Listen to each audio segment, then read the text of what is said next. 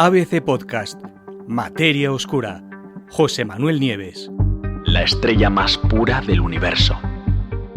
Hola amigos de la ciencia, bienvenidos a un nuevo episodio de Materia Oscura, el podcast de ciencia de ABC.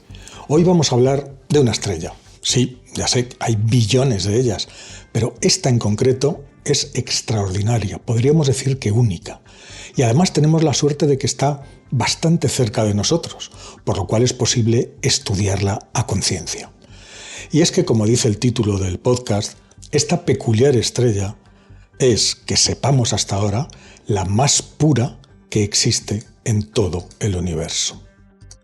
Imaginad por un momento que tenemos la oportunidad de viajar en el tiempo, no ya cientos o miles de años, sino miles de millones de años atrás, hasta los albores de la creación, hasta el mismísimo Big Bang. La tecnología para un viaje así evidentemente no existe, por supuesto, pero la naturaleza, siempre tan fascinante y a veces caprichosa, pues a veces nos brinda un atajo. Y es precisamente eso, un atajo, lo que acaba de encontrar un equipo de astrónomos de la Universidad de Chicago, liderado por el doctor Alexander Yi.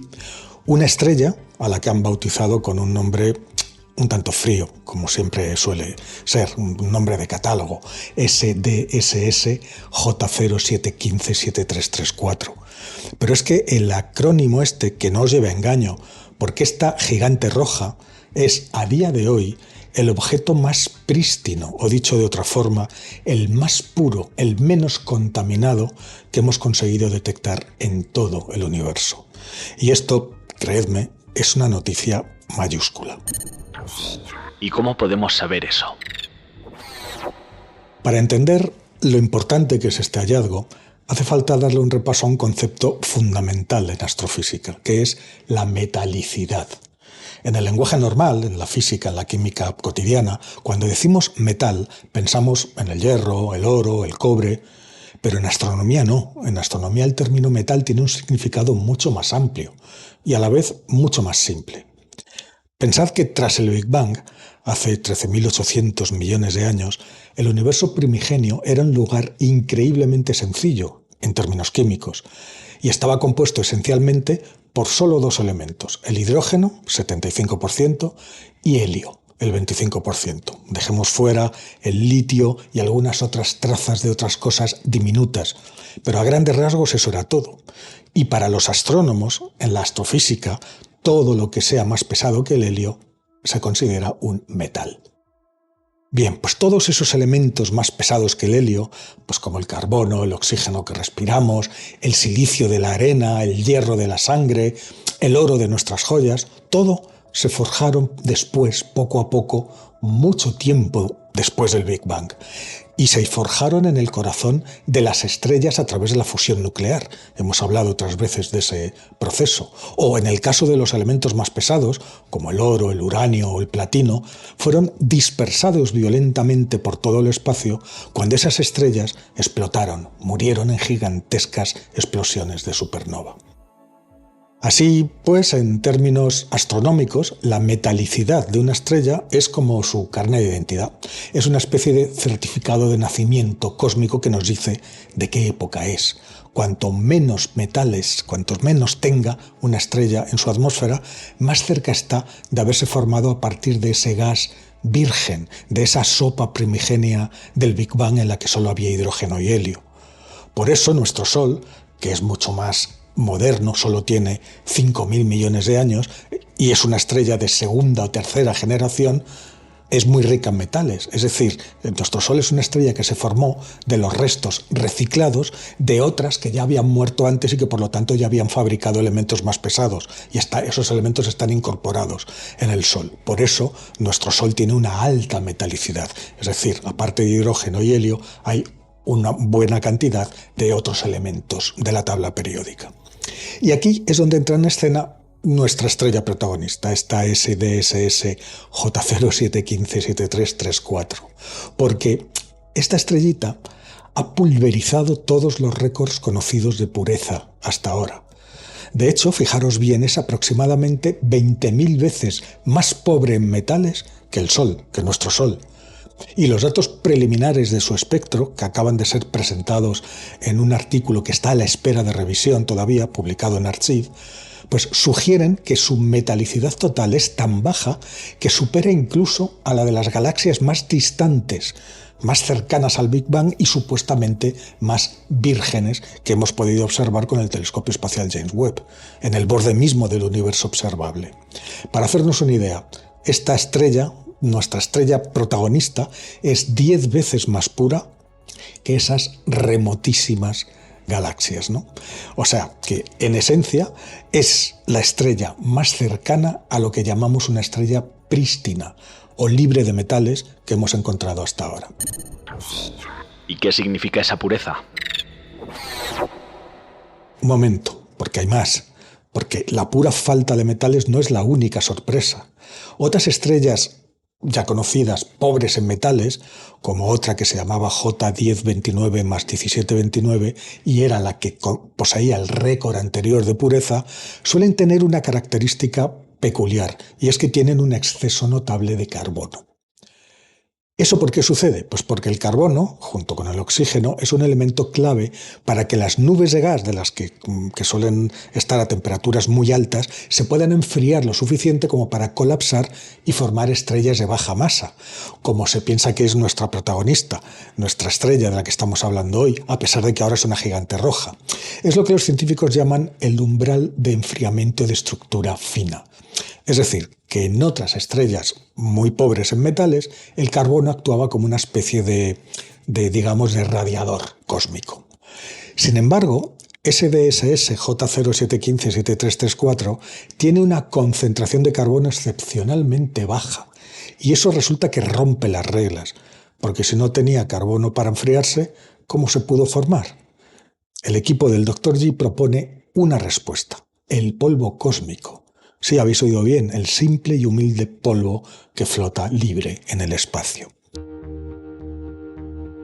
Pensemos en una región de formación estelar como en una especie de taller de fundición.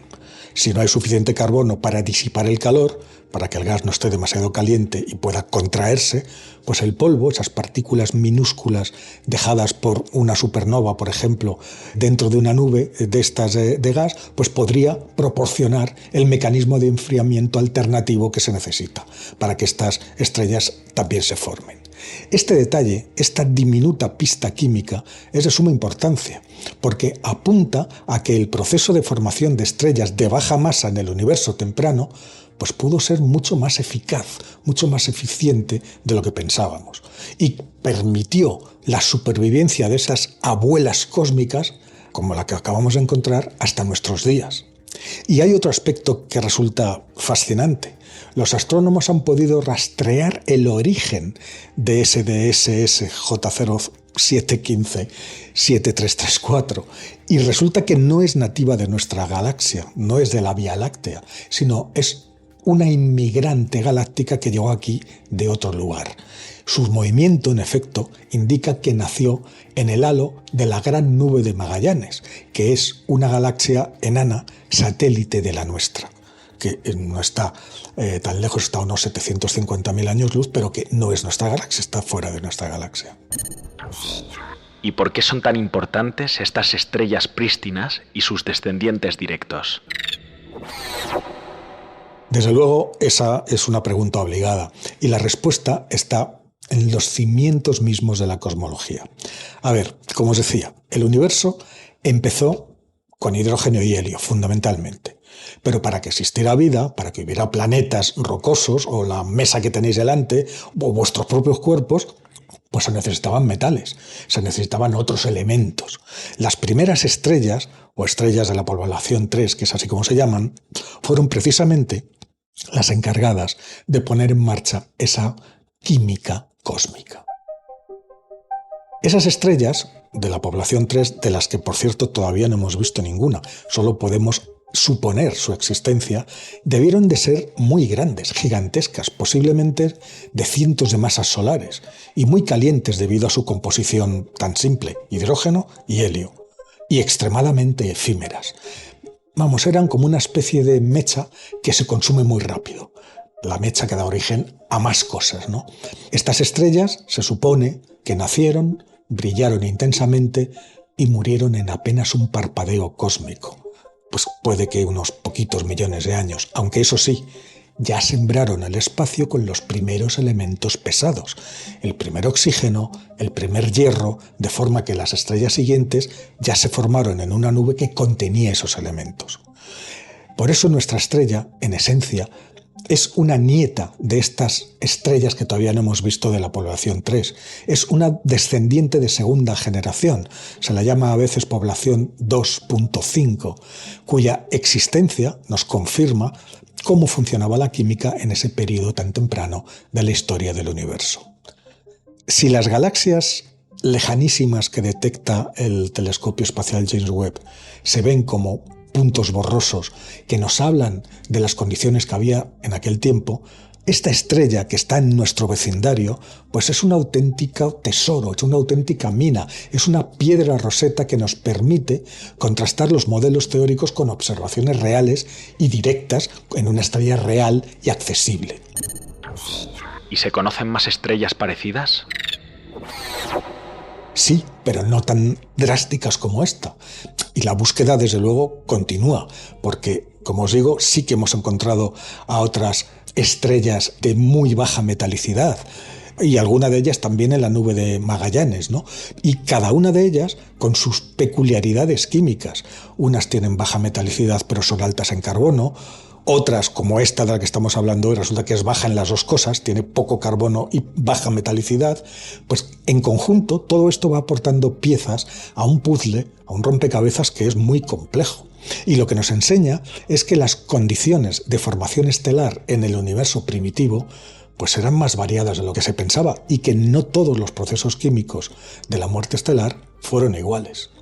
Por eso este hallazgo, el de esta estrella, que combina una pureza récord con una escasez sorprendente de carbono, no solo es una estrella, una nueva estrella que posee un título, la de la más pura hasta ahora, sino que redefine nuestra forma de entender la génesis estelar.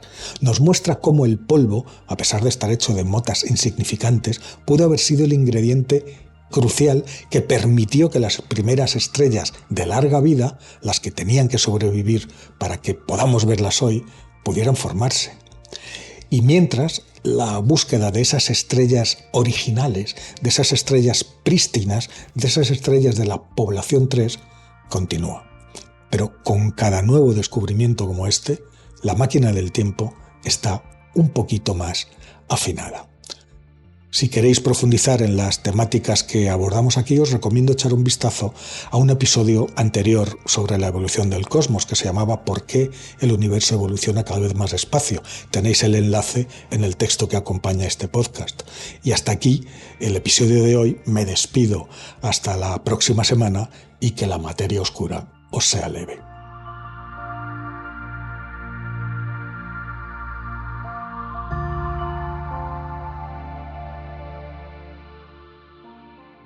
Muchas gracias por escuchar. Todos los episodios de Materia Oscura con José Manuel Nieves están disponibles en la web del periódico, abc.es y en las plataformas de audio.